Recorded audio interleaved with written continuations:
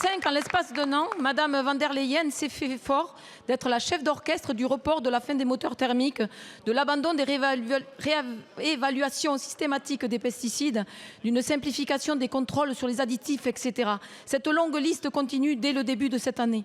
Dans une provocation sans nom pour les agriculteurs qui furent jusqu'à 5000 à contester ce traité devant le Parlement de Strasbourg, la présidente de la Commission européenne avait qualifié d'historique le jour de la signature du traité de libre-échange avec le Mercosur. Historique, sacrifier les paysans et les paysannes et le climat pour favoriser les exportations de voitures allemandes. Est-ce ça l'histoire ?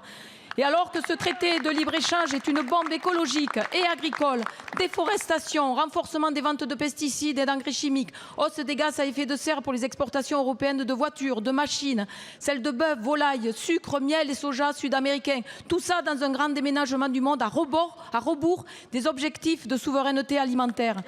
4 jours après la journée historique de Madame von der Leyen, les députés ont voté la saisine de la Cour de justice de l'Union européenne. Le jour même, le chancelier allemand s'en est offusqué en souhaitant que cet accord soit appliqué à titre provisoire dès maintenant. Et en bon émissaire de son pays, la présidente de la Commission a déclaré ce lundi l'entrée en vigueur du traité le 1er mai, sans attendre le vote du Parlement européen, ni d'ailleurs la décision de la Cour de justice européenne. C'est un passage en force, un mépris démocratique. Voilà une Europe qui continue de se faire au gré d'un seul pays. Le président Macron n'est pas meilleur en politique internationale qu'il ne l'est pour les affaires intérieures. Lui qui souhaitait encore cet accord il y a quelques mois. Monsieur le Premier ministre, après ce piétinement du Parlement européen, qu'est-il prévu pour sauvegarder les intérêts de la France ? Hier a eu lieu la signature d'un nouvel accord avec l'Australie qui prévoit d'ouvrir largement notre marché à des quotas de bœuf australien au coût de production bien inférieur. C'est la mise à mort de notre modèle d'agriculture paysanne qui est ainsi annoncée.